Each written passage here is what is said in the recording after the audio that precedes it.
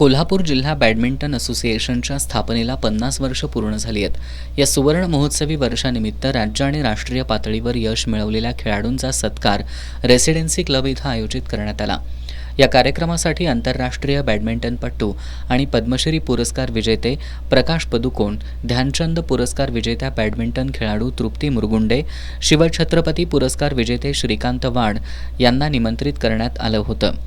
यावेळी बॅडमिंटन खेळाडूंशी संवाद साधताना प्रकाश पदुकोण यांनी स्पर्धेत खेळताना प्रतिस्पर्धी खेळाडूंचं मनावर दडपण न घेता खेळलं पाहिजे असा सल्ला दिला. बॅडमिंटनची रॅकेट कशा पद्धतीनं धरली पाहिजे, एखादी स्पर्धा 2 महिन्यांपूर्वी असेल तर आहार कसा घेतला पाहिजे, स्पर्धेत हार जीत ही असतेच, परंतु पालकांनी मुलांचं मनोबल वाढवलं पाहिजे. त्याचबरोबर खेळाडूच्या प्रशिक्षकांवरही पालकांनी विश्वास ठेवणं तितकंच गरजेचं असल्याचं पदुकोण यांनी सांगितलं. ध्यानचंद पुरस्कार विजेत्या बॅडमिंटन खेळाडू तृप्ती मुरगुंडे, शिवछत्रपती पुरस्कार विजेते श्रीकांत वाड यांनीही यावेळी खेळाडूंना मार्गदर्शन केलं आणि खेळाडूंनी विचारलेल्या प्रश्नांना उत्तरं दिली.